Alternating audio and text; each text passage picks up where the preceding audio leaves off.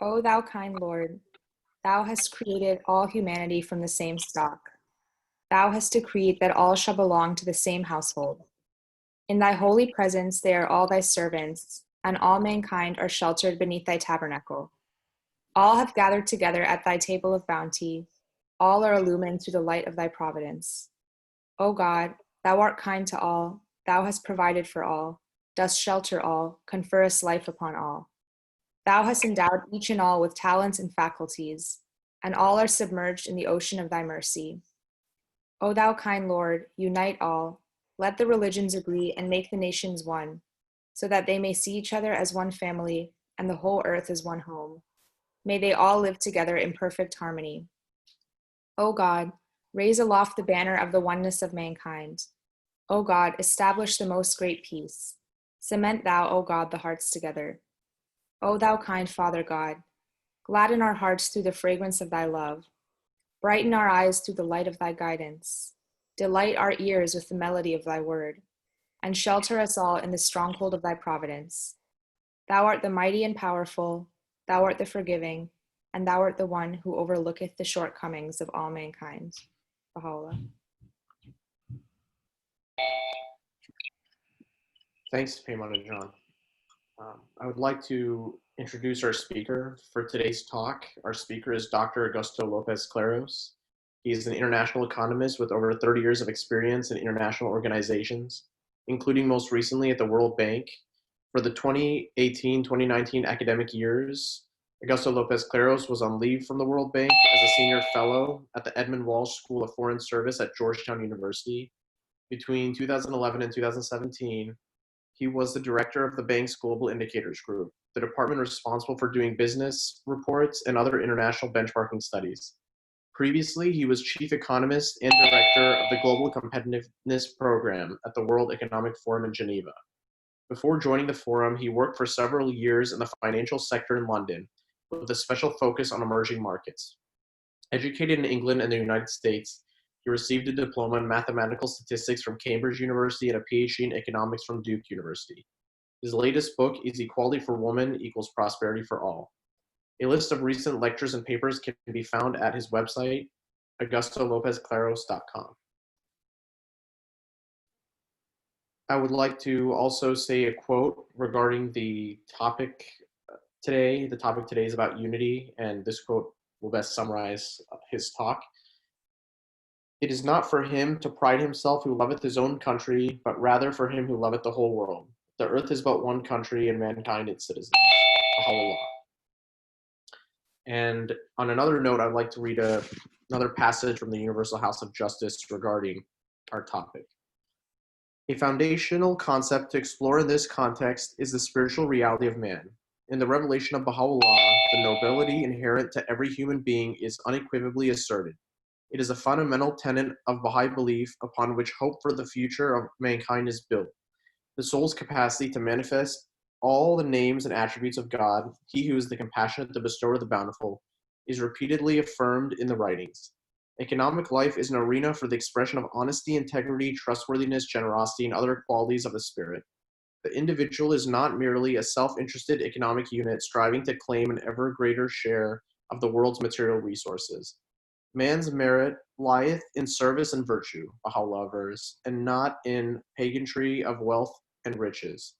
And further, dissipate not the wealth of your precious lives in the pursuit of evil and corrupt affection, nor let your endeavors be spent in promoting your personal interests. By consecrating oneself to the service of others, one finds meaning and purpose in life and contributes to the upliftment of society itself. At the outset of his celebrated treatise, The Secret of Divine Civilization, Abdu'l-Baha states, and the honor and distinction of the individual consists in this, that he, among all the world's multitudes, should become a source of social good. Is any larger bounty conceivable than this, that an individual looking within himself should find that the confirming grace of God he has become the cause of peace and well-being, of happiness and advantage to his fellow men. No, by the one true God, there is no greater bliss, no more complete delight. Now, with saying that, I would like to introduce our speaker, Dr. Augusto Lopez Claros. Thank you very much, Ryan, for the introduction, and thank you to all for hosting this event. It's a pleasure to be with you, even if we have to use the Zoom technologies to do something that would have been nicer to do in the flesh, face to face, at the Virginia Baha'i Center. I wanted to share with you some sentences from a tablet, a letter that Abdul Baha wrote to a Scottish lady by the name of Jane Elizabeth White, who was the wife of a clergyman, a Scottish clergyman in Edinburgh in 1906. As probably all of you know, Abdul Baha, who was then the head of the Baha'i community, was a very, very prolific writer. The Baha'i faith was already established in many countries across the planet, and people would write to him, and he would respond. And in this particular case, although I have not seen the letter which Mrs. White wrote to him, he responded in a tablet that has really acquired a great importance among the tablets of Abdul Baha. And you have to, as you hear me in the next few minutes, just remember the context. This is 1906. It's the early years of the 20th century. And Abdul Baha begins his letter by referring or establishing a contrast between the present, meaning the beginnings of the 20th century, and ancient societies and earlier periods in human history.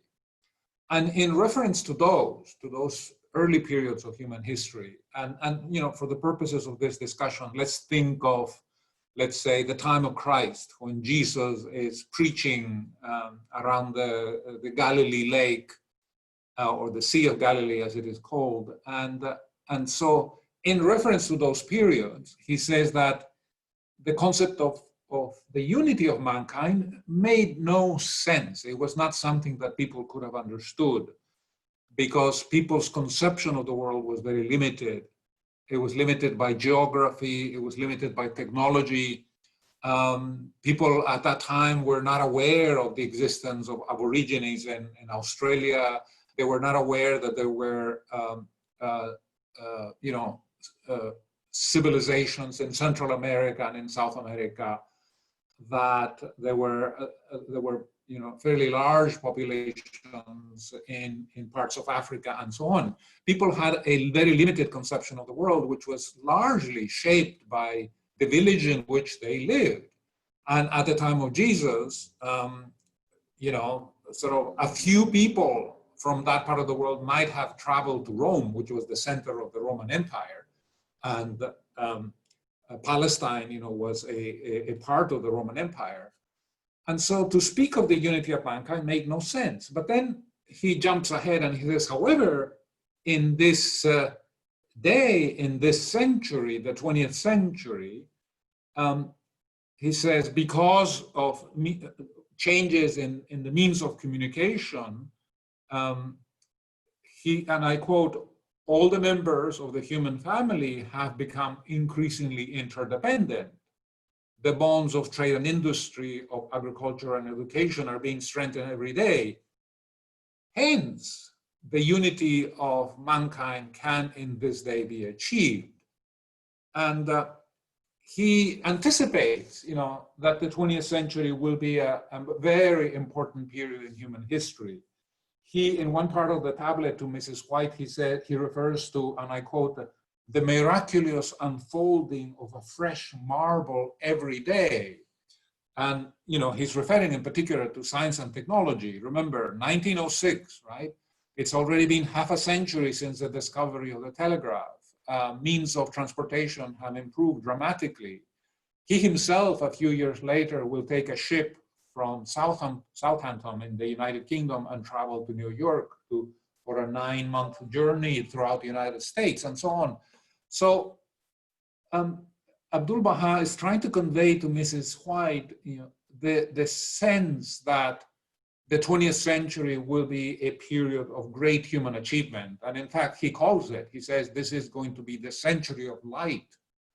And then, and I think this is the reason why the tablet became such an important piece of Baha'i theology, is that he then goes on to explain that one of the primary characteristics of the 20th century is going to be the gradual emergence of different levels of unity.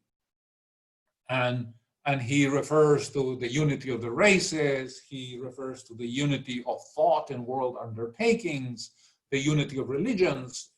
He's looking at the question of unity from different perspectives. And in what to me is perhaps the most critical part of the tablet, he refers to the unity of nations. And I quote, a unity which in this century will be securely established, causing all the peoples of the world to regard themselves as citizens of one common fatherland. And that is where the title for today's presentation comes from, Citizens of One Common Fatherland. What is significant about this part of the tablet is that it is the one level of unity to which he attaches a particular time frame. For instance, when he talks about the unity of races, he says that it will happen, but he doesn't put a time frame on it. When he talks about the unity of religions and so on, likewise, he says that this is something that will happen. Each and every one of these will inevitably come to pass, he says, inasmuch as the power of the kingdom of God will aid and assist in their realization.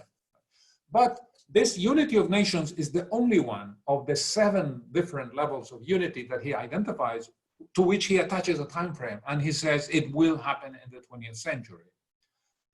A few years later, Abdu'l-Baha was traveling in Montreal in Canada, and a journalist from one of the local newspapers, the Montreal Star, approached him after his presentation and kind of cornered him. And he had obviously read this tablet or was familiar with this concept, and pressed him on the issue of the date, the issue of the time frame, the issue of this happening in the 20th century. And he said, yes, it will happen in the 20th century. People will be forced into it, he said.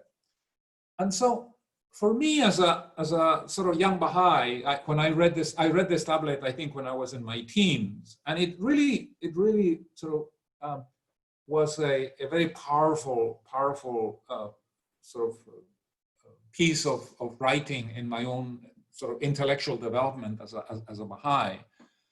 And of course, as time went by, and as we near the end of the 20th century, I reflected often on this issue, and Abdu'l-Baha's saying that this concept of unity would be securely established in the 20th century, causing all the peoples of the world to regard themselves as citizens of one common fatherland. So what I like to do today with you is I like to give you 4 examples, 4 arguments in support of the thesis that this actually was achieved, that this prophecy, if you wish, because it is a prophetic statement when you actually read the words carefully, that this actually did take place in the 20th century, and I want to explain why. Obviously, this list is a personal one. It is a list that comes from many years of thinking about the subject, and it's also illumined by my own experience as an international economist and the work that I have done over many decades. Right? So let me begin with the first one. The first one has to do with the creation of the United Nations and the adoption of its founding document, the United Nations Charter. Let me just give you a kind of a 1-minute historical background to this.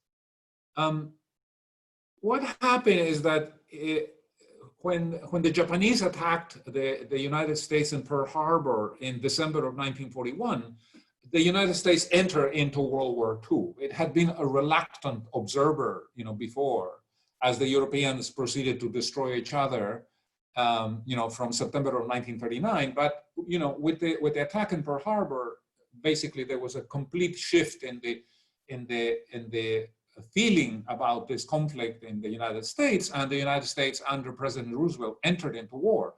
But Roosevelt, obviously he did not wish the United States to enter into this kind of European conflict. He was forced by this attack against the U.S. Soil, and as within 3 weeks of the U.S. entering into the war, he had invited Prime Minister Winston Churchill to come to the White House, and he came at the end of 1941, and they actually spent the New Year's together. And early in 1942, Churchill and Roosevelt invited 26 other countries who were then joined in the war effort against Nazi Germany to create an organization that was going to be called the United Nations. Basically, they said, look, this war at one point, it will be over. We will defeat the Germans. And when we do that, we want to create an organization that is going to ensure the peace and the security of people forever and ever and ever, so that we don't have to ever find ourselves again in this calamity with so many casualties. Remember, by the time World War II ended, 60 million people had died, mostly in Europe, but also in other parts of the world, including, of course, Asia, Japan, the Soviet Union, and so on. Now, in 1945 in San Francisco, after 2 or 3 years of consultations and discussions, the representatives from 51 member nations got together to adopt the United Nations Charter, which is the kind of, you can think of it as the Constitution of the United Nations. It's the founding document of this organization, which was debated, it was discussed, it was the subject of numerous consultations. I live here in Washington, D.C., literally a few blocks away from a mansion in Georgetown that is called Dumbarton Oaks, where for a period of a couple of months in 1944, the nations, the representatives from the Soviet Union, from the China, from England, and from the United States got together and discussed, the draft of the UN Charter and hammered out, the essential elements. Now, this is a very important document, and I just want to share with you a couple of sentences in support of this argument which I'm making for you today. The United Nations Charter begins by saying, "We the peoples of the United Nations." It is a document that begins speaking on behalf of all of mankind. And it says that, in order to save succeeding generations from the scourge of war, which twice in our lifetime has brought untold sorrow to mankind, they're also referring to World War I, then against that background, we reaffirm our faith in fundamental human rights. We believe in the dignity and worth of every human person. We believe in the equality and equal rights of men and women, and so on. We believe that we should practice tolerance and live together in peace, and so on. It is a very powerful statement of human brotherhood. It is a document that people have recognized as being a very important sort of statement about who we are as a human family. The document on a couple of occasions talks about we sharing these values without distinction of race, sex, language, or religion, again, emphasizing the universality of these concepts. When the UN Charter was adopted in San Francisco, and by the way, we are celebrating this year the 75th anniversary of the UN Charter, it had 51 founding members. My own home country in Latin America was a founding member of the United Nations. There were representatives from my country attending the conference in San Francisco. And then what happened over the next several decades is that a process of decolonization got started. Many of the countries in Africa, for instance, which were colonies of either the French or the English, the United Nations Charter talks about the self-determination of peoples, and so these countries or these colonies began to separate themselves from their colonial masters. And as a result of that, there was a very large increase in the membership of the United Nations. So that by the end of the 20th century, in the year 2000, the United Nations had 189 member countries, accounting for 99.7% of the world's population. And so these principles, which are embedded in the Charter, they were accepted by all these new members. As they joined the United Nations, their representatives actually had to put their signature on a copy of the UN Charter. It was a very formal ceremony, a very formal statement in which, as the countries joined, they endorsed and they agreed to live by the principles embedded in the Charter, right? In fact, the UN today, in 2020, has 193 members, but we're focusing on the 20th century. So by the end of 20th century, it had 189 members, essentially all of mankind. So for me, this is a very important statement, and it is the first of 4 arguments which I want to put forward to you in support of the idea that, as Abdul Baha said, the 20th century would see the emergence of the unity of nations, causing all peoples to regard themselves as citizens of one common fatherland. Okay, let me go on to the next point which I wanted to make. And this is, again, sort of related to the United Nations. In 1948, prodded by the magnificent work done by Eleanor Roosevelt, President Roosevelt's wife, the United Nations General Assembly, which was one of the sort of founding institutions of the United Nations system, adopted a resolution which in time has come to be called the Universal Declaration of Human Rights. And again, the Universal Declaration of Human Rights is shorter than the UN Charter. The UN Charter is not a particularly long document, but it covers a lot of ground, whereas the Universal Declaration is very much focused on the subject of human rights. But then when you read the declaration, again, it talks about human beings being born free and equal in dignity and rights. We are endowed with reason and conscience and should act towards one another in a spirit of brotherhood.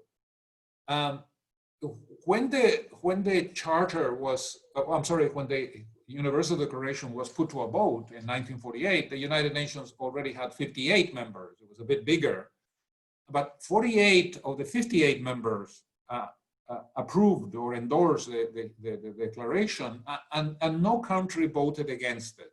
A few countries abstained, but no country voted against it. And then again, I'm not going to quote from the Universal Declaration today, but if you look at the articles of the declaration, again, they all emphasize this notion of unity, this notion of equality.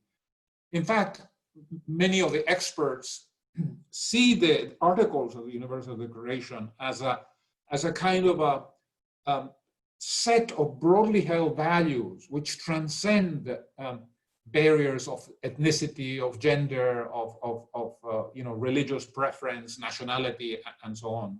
They are really universal values, and as the declaration says, they reflect the highest aspiration of the common people everywhere.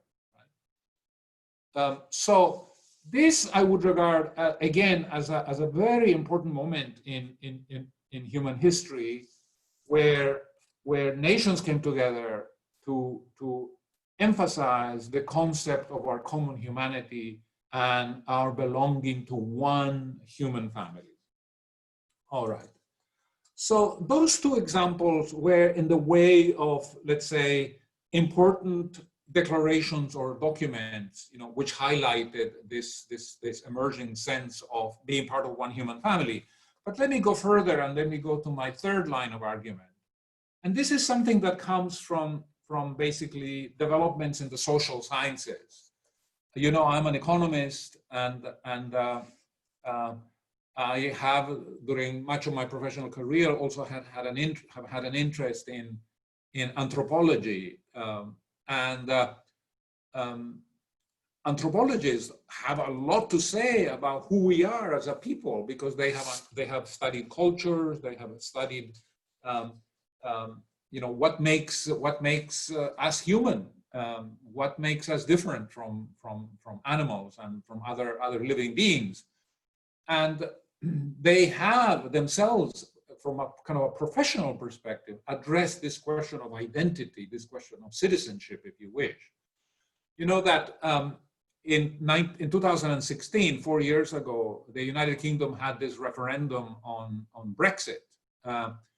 And soon after the referendum, the British Prime Minister gave a speech in which she addressed this issue of world citizenship. And she said the following. She said, if you're a citizen of the world, you are a citizen of nowhere.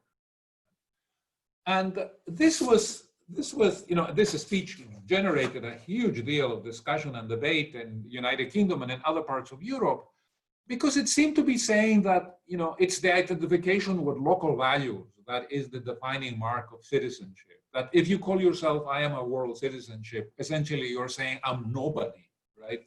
I'm a citizen of nowhere. I have this basically lack of identity, right? And people reacted to that very much. And one of the reasons they reacted to that is because it really goes completely counter to what we have learned from 100 years of anthropology and ethnography and the study of human cultures, you know, from a scientific perspective. And here I want to give you one insight from one particular source, a very credible source, my favorite anthropologist. He's an American. His name is George Murdoch. And he was, you know, one of the leading anthropologists of his generation. For 22 years, he was the chairman of the Department of Anthropology at Yale University, which, as you know, is one of the leading educational institutions in the United States. And Murdoch had studied, you know, during much of his professional career,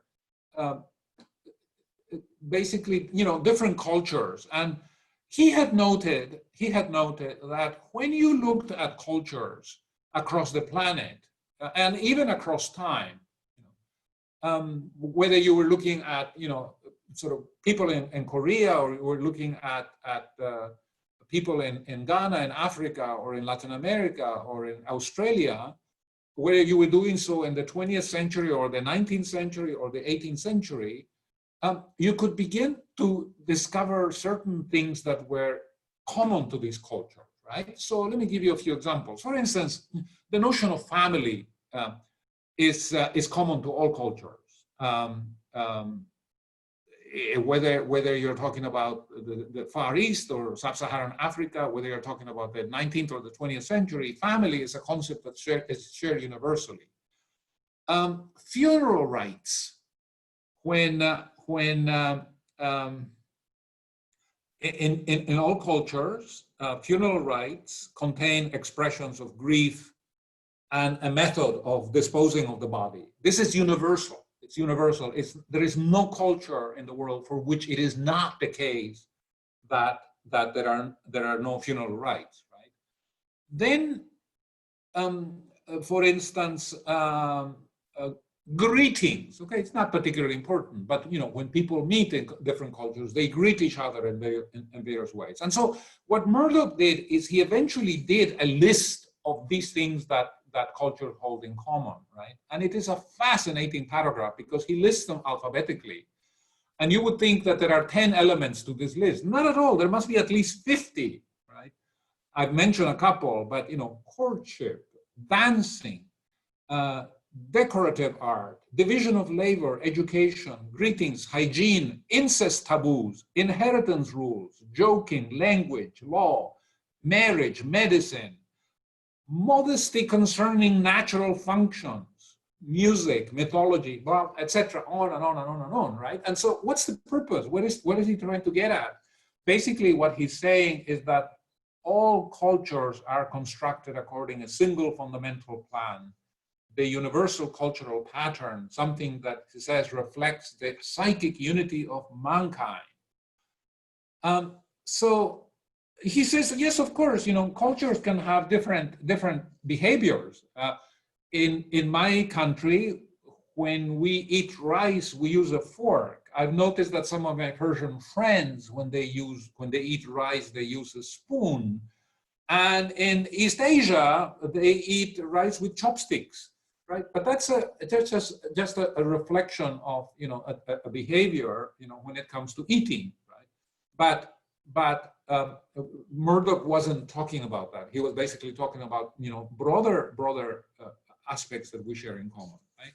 And so, at least from anthropology in the 20th century, through the work of Murdoch and others, we were already talking about this concept of the unity of mankind. In fact, that's the term that he uses. Murdoch was not a Baha'i, but he in his writings talks about the psychic unity of mankind. Right? And so for me, that then is a confirmation of something that Baha'u'llah said in his own writings in the 19th century, when he said the earth is but one country and mankind is citizens. If Murdoch had read that, he would have said, of course, completely, totally. That is exactly what we teach in anthropology. The earth is but one country and mankind is citizens. And then let me go on to my last argument, which is scientific at its core, and which for me provides a complete validation of Abdul Baha's statement to Jane Elizabeth White in 1906.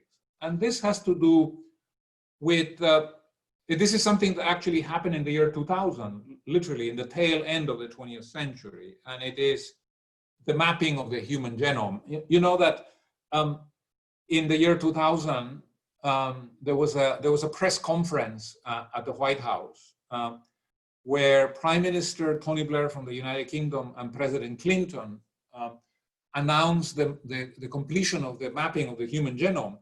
And it was a very momentous occasion because there had been this two groups of scientists, working on this project, and Prime Minister Blair and President Clinton agreed that rather than say that this scientific competition had been won by the British or by the Americans, they decided to declare it a tie and to make a joint announcement. And I was exchanging emails with a couple of weeks ago with Melan Verveer. Melan Verveer is a very prominent Washingtonian who was Hillary Clinton's chief of staff. She was the First Lady's chief of staff during her 8 years at the White House. And then when President Obama became president, he appointed Melan Verveer as the ambassador for the United States on gender issues, on issues of gender equality. So she is someone that I have met over the years. We were together in Stockholm a couple of years ago, invited by the foreign minister of Stockholm to talk about issues of gender equality.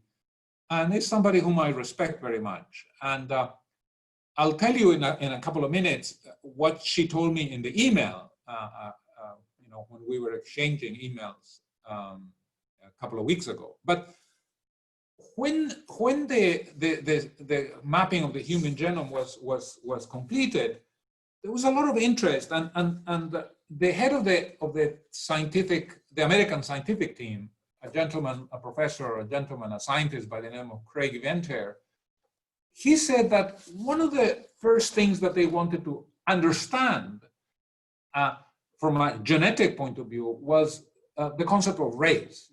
Does race have a scientific concept? Is it a scientific concept? Does it have a scientific underpinning? Or is this more issue of culture, right? And they had been this debate over the decades, but now for the first time they really could look at this from a kind of a scientific perspective at the micro level, looking at the nature of the human genome. And he said that what we discovered is that, in fact, race is not a scientific concept. Race is a cultural concept. They said there is only one race, the human race. And then Ventier went further in a television interview that he gave, which actually you can find in YouTube. He said that, you know, we all have come, we all, as a human race, we have migrated out of Africa.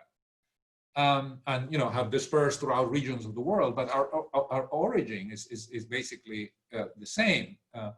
And he said that if you could map, if you could sequence the genomes of everyone on the planet, all 7.5 billion people, and if you could compare them, you would not be able to find clear differences in these, on the basis of which you could make meaningful distinctions of race. You could say, oh yes, this particular genome, you know, it certainly matches that of a black person, and this one matches that of a white person. No.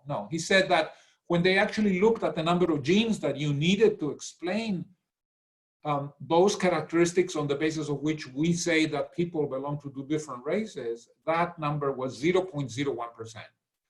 I come back to my Melan Verviers anecdote. You know, I was sort of discussing with Melan something else on an email, and she said, she reminded me that she had been present at the White House in the year 2000 when that press conference took place, and the scientists made this statement about us being 99.99% the same.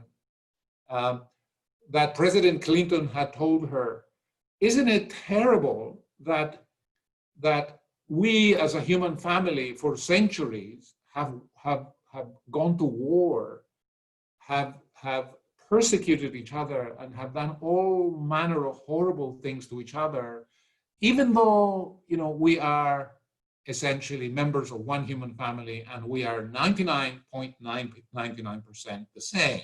In other words, we have seized upon the 0.01% and used that as the basis for conflict and warfare and destruction, and have brought huge suffering to mankind, you know, over the last many centuries. Right? And so, for me, this provides the last and the most important confirmation.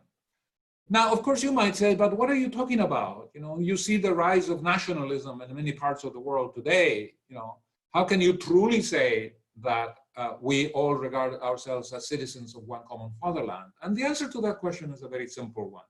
Right?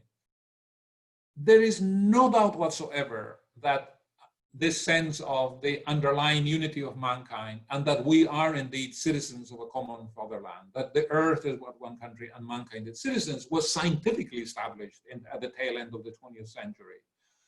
However, we are now entering a period in which, through education, we're going to have to internalize in our behaviors what is already true in the scientific world. There is always a gap in understanding. We are ignorant, we are prejudiced.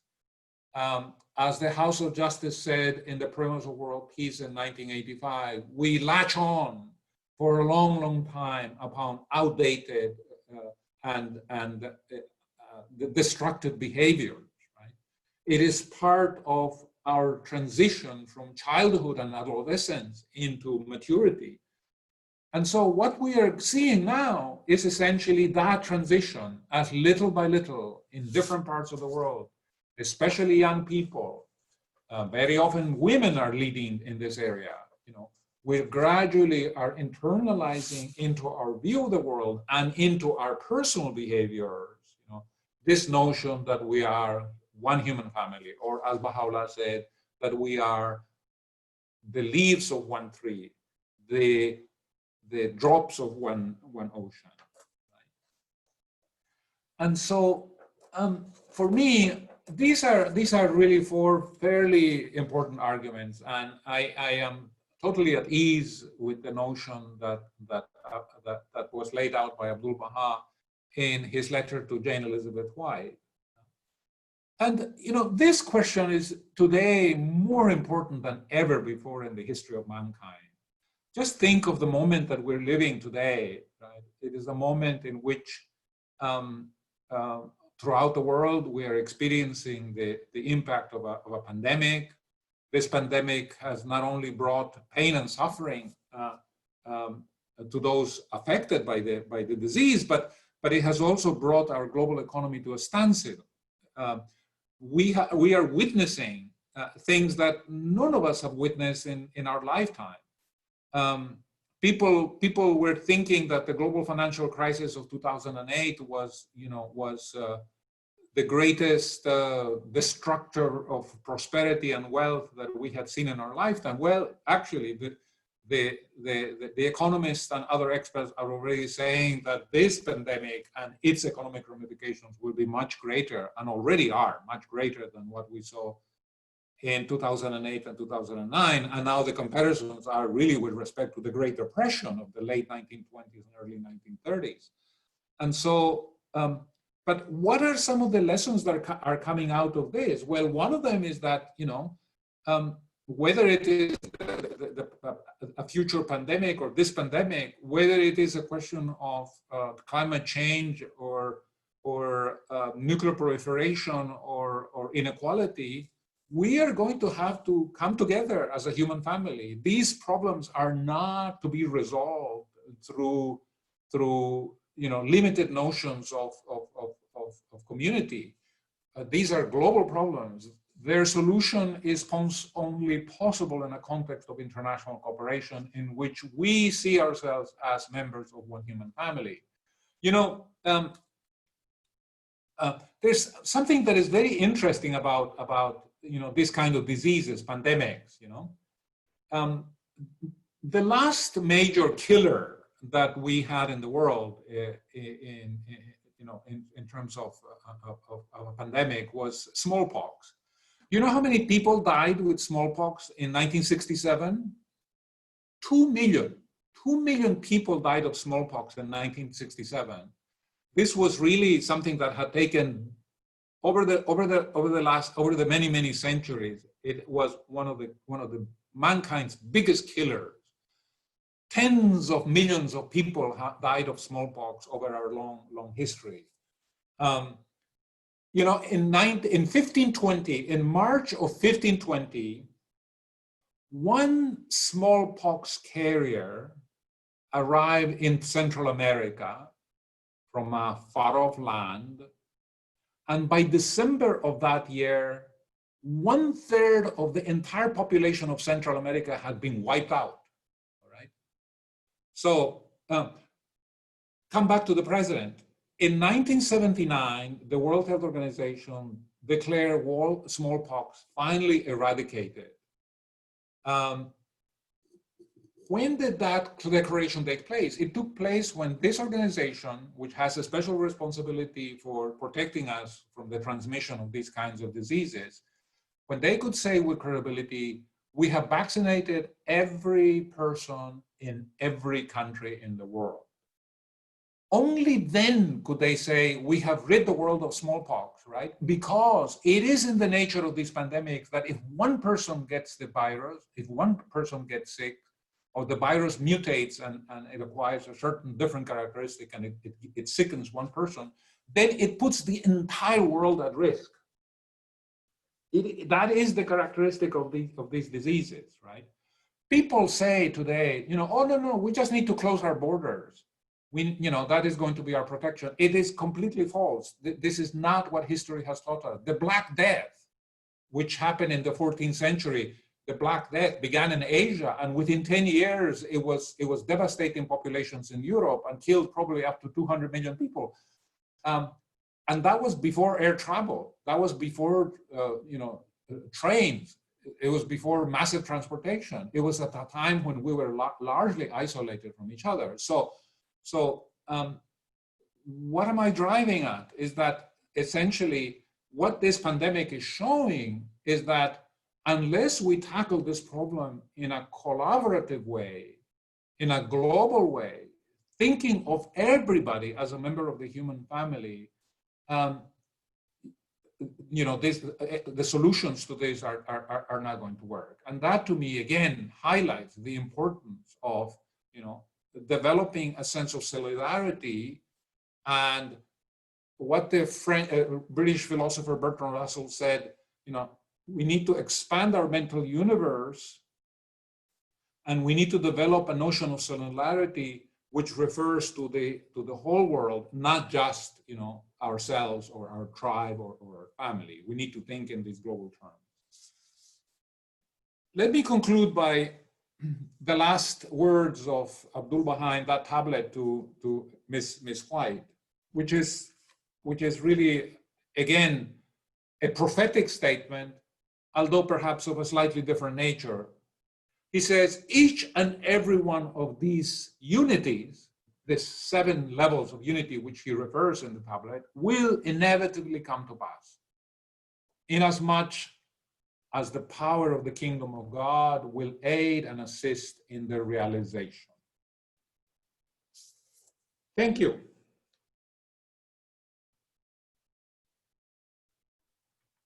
Thank you, Dr. Lopez Claros, for your talk. I really personally enjoyed it myself. If anybody has any questions for Dr. Lopez Claros, Nabil will be going over kind of how you can use Zoom to raise your hands and ask whatever questions that are needed. Yeah, friends, in order to facilitate the questions, if you look at your screen on the bottom row, you probably see what's called participants. And if you click that, the window opens up on the right side that would have an icon for raising hand. It's a blue hand. So if you do that, then we'll know that you have a question, and we can go in order and have Dr. Lopez Claros address the questions. So I see a couple of hands already. Ryan, are you going to monitor the hands, or? I don't see them myself. I think it's better if you do it, Nabil, because Okay, sure. Sure. Hang on, let me see. Barmak Kusha has a question. Yeah, I'm going to unmute him, and then so he can go ahead and ask the question.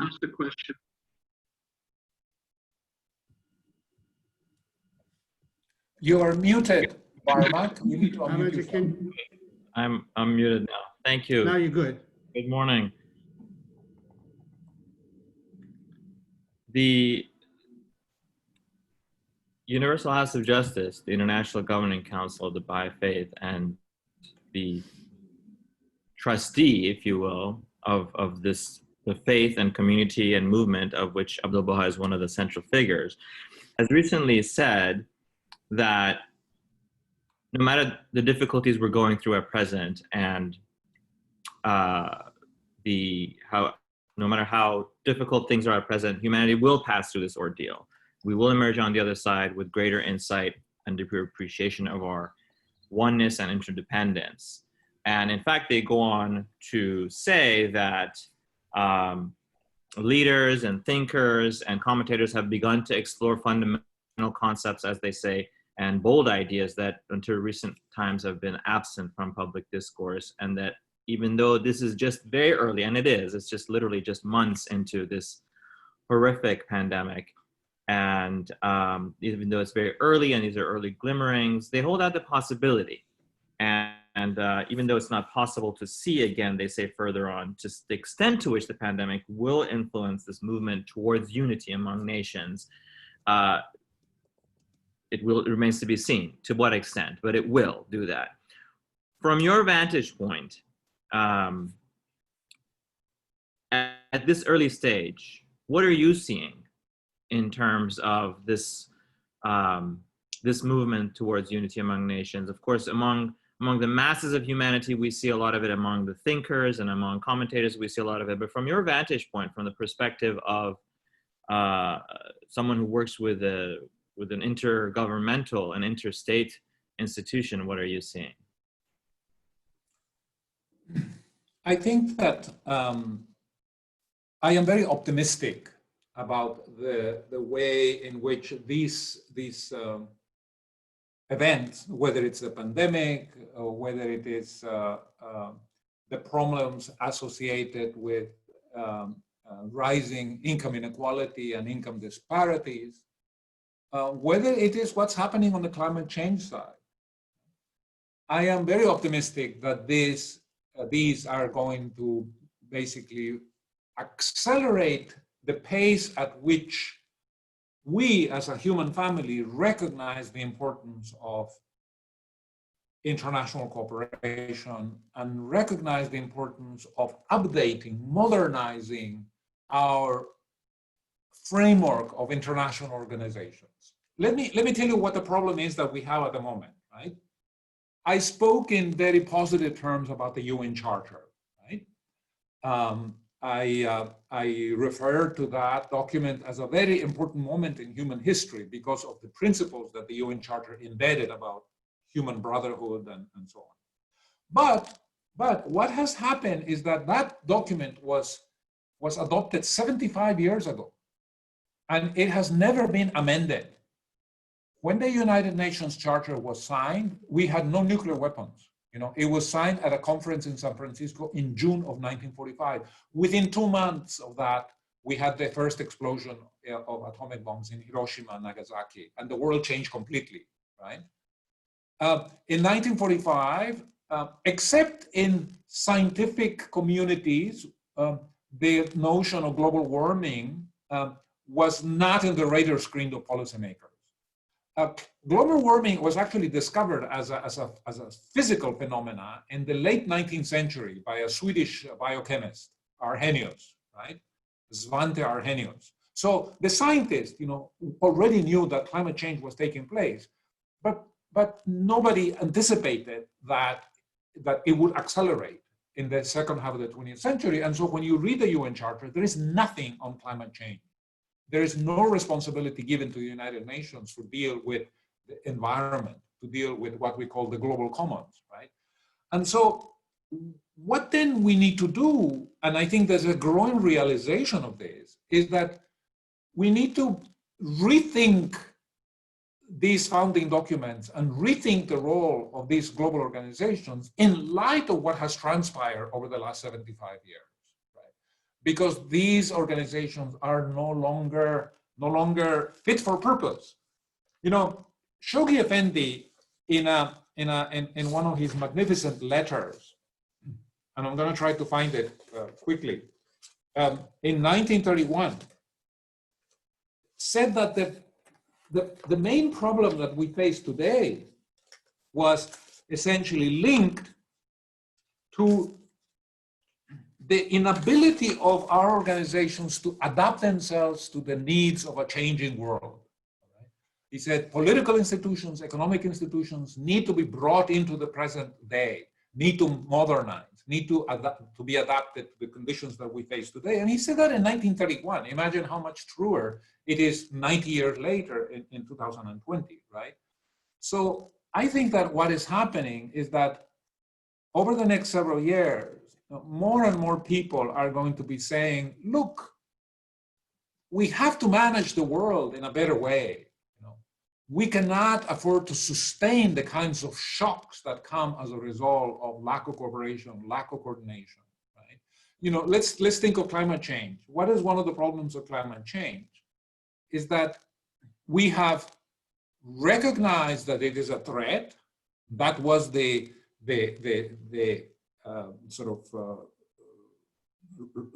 that was very much confirmed with the Paris Accord on Climate Change in 2015, the recognition that we have a problem, but we don't have the mechanisms to actually deliver the solution. Why? Because the agreement in Paris said, okay, we're going to establish these targets for reductions in emissions, but these targets are not binding. Nobody gets penalized if they don't fulfill them. And a day after, the scientists who had applauded the agreement were already saying, this is not going to work. Even all the countries do everything that they have promised, which they want. But even if they do, it is not going to prevent a rise in temperature of more than 2 degrees centigrade, right? And so we are living in this world in which, yes, we're recognizing these problems, but where we have an institutional infrastructure which is highly inadequate and is not allowing us to find minimal solution to these problems. Okay, so, but that is changing. What do I mean by that? Well, young people are out into the streets by the thousands, by the hundreds of thousands. The last time I was in The Hague, which was, I guess it was already when? I'm trying to think. It was a few months ago, you know, before the lockdown. I was in The Hague, and there were the city of The Hague, which is the center of the Dutch government, you know, was essentially for several hours, you know, came to a standstill because there was a peaceful demonstrations of thousands upon thousands of people, not only young, mainly young, but many others as well, you know, because they feel that the world and governments are not doing enough, you know, to come together and offer meaningful solutions to the problem of climate change. And the scientists, as you know, are increasingly talking about, you know, soil erosion, deforestation, rising sea levels, biodiversity loss, and so on and so forth. So this is going to spur change. This is going to raise the awareness, not only of our common humanity, but also of the need to find practical solutions to these problems, right? You know, I think it's important that we don't become too depressed about the future. You know, when we look, especially now, you know, at what's happening all over the world in the context of the pandemic, it's very easy to become very disappointed and to basically to become depressed, if you wish, about the short-term outlook for humanity. But the Baha'i writings make it very clear that, you know, we learn from our lessons. You know, these crises have an element of education in them. You know, they confront us with choices. They tell us about misbehaviors. They tell us about ways in which we are approaching these problems that are not very productive and are not very meaningful. And then that leads to change and transformation. So I'm optimistic. You know, the Baha'i faith provides a view of the future that is very, very glorious.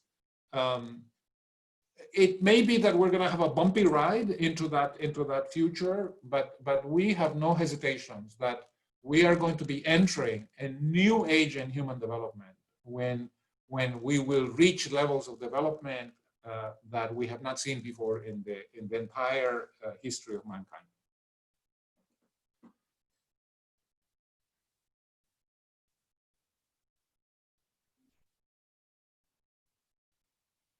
Does anyone else have any other questions? Or I don't see any raised hands. Yes, I have a question. Go ahead, please. Dr. Lopez, thank you for doing this program. My question is, with the environmental problems that you mentioned, the rising of the sea level, and now with this virus, with what's going on with the pandemic, do you anticipate the acceleration of entry by troops? Thank you.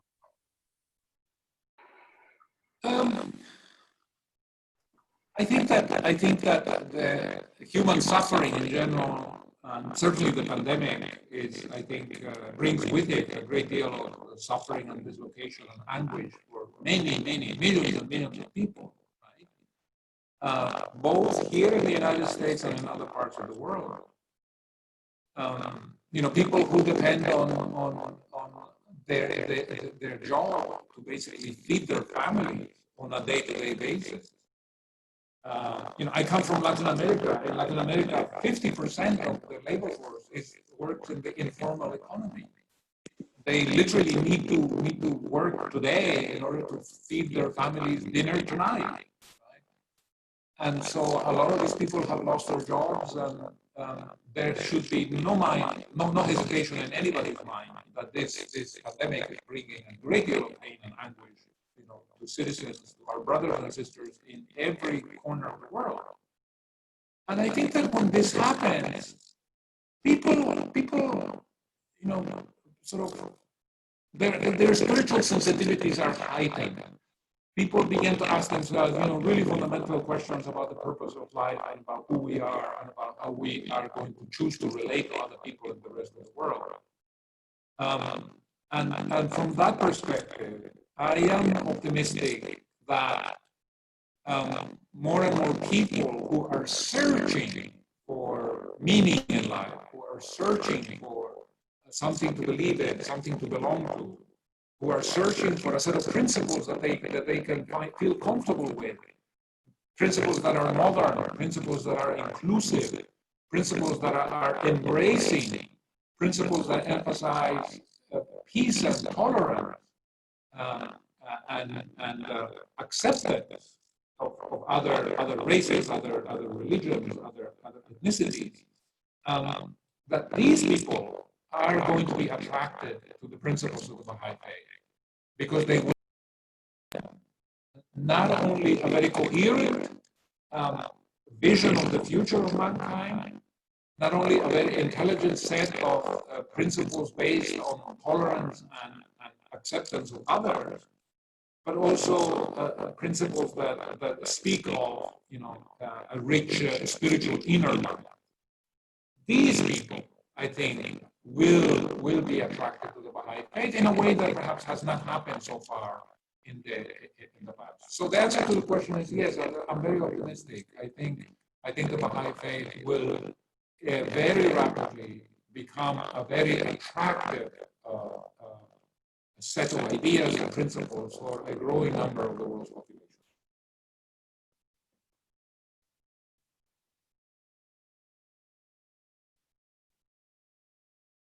Fred, go ahead, please. Please unmute yourself first. And I'm sorry, one moment, Dr. Lopez, there was a high level of echo from your microphone. I don't know if it's on your microphone or somebody else's, but a lot of people are hearing it. I see that Brian is not unmuted. Maybe the host should No, you're okay. I mean, when you talk, there's an echo, and it seems like it's coming out from your. The echo happens, in my experience, when not everybody is muted. So the host needs to mute everybody. Okay. Fred, go ahead. Okay. Aloha, this is Faridun Samadani from Maryland. I don't have any really question from Dr. Lopez because it was so well presented. And although I have made 2 pages of notes, but I would like to ask the center or first you to provide that tablet of Abdul Baha to organizers so that they can send it to us so that we can have the details of the tablet. And then also thank the organizer for participation of our youth in starting this program. Really, we all believe that the role of our youth in development of the teachings and development of the faith. And this is very important for all institutions to recognize the importance of participation of youth in our events and programs. Sometimes this was brought up in one of our last convention that participation of youth were limited. These are the best sources and resources that we have for future of the faith that we can depend on. And for me as a grandfather, I love to see how they are serving and capabilities that they have and means that they have for teaching and expansion of the faith. And I'd like to thank again Dr. Lopez for your presentation and what I learned today from your presentation. Thank you. Thank you, Fred. The tablet to May's Jane Elizabeth White is called The 7 Candles of Unity. That is the name of the tablet. It's reproduced in a number of places. It's a tablet that was very much part of that statement from the House of Justice called Century of Light, which was issued at the very beginning of the 21st century. in reference to the 20th century. And it's available on the internet. Just type in 7 Candles of Unity and you will discover it, the full text of the tablet. Thank you very much to the hosts. It's been a pleasure to be with you. If I'm not mistaken, I think we don't have any more questions. So, Nabil, anything else? I have one don't see any- question. Oh, go ahead, please. Yes, Dr. Lopez, thank you again for your great talk. You referred to a Harvard study about the human genome being that as we are, kind of scientifically proving the oneness of humanity. I appreciate the reference to that because I have non-Baha'i friends that believe in the races, and it would be good as from a scientific standpoint to use that as a reference. If you would please share that reference as well, would be grateful. Okay, I can do that right now. Okay, let me explain. Are you familiar with BahaiTeachings.org? Yes, you're familiar with that? Okay. If you go to BahaiTeachings.org and just type the name of today's talk, Citizens of a Common Fatherland, it will take you to an article which I wrote a couple of weeks ago, 2-3 weeks ago, on this subject, on the subject of today's presentation. And in that article, there are links embedded that will take you to what you're looking for. Okay? Thank you. All right.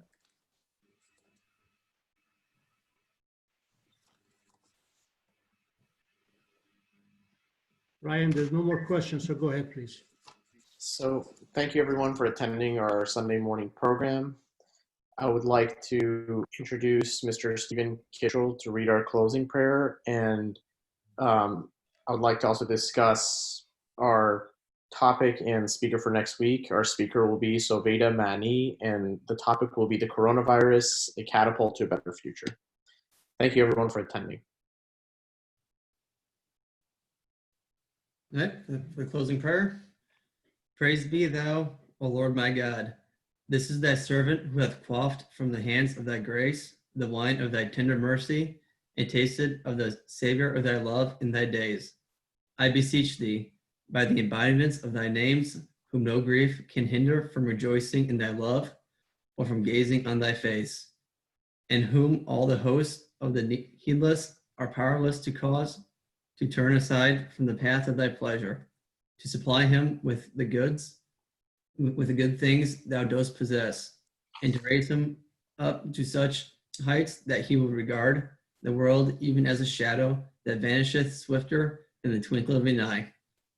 Keep him safe also, O my God, by the power of thine immeasurable majesty, from all that thou abhorrest, thou verily his Lord and Lord of all worlds. Baha'u'llah.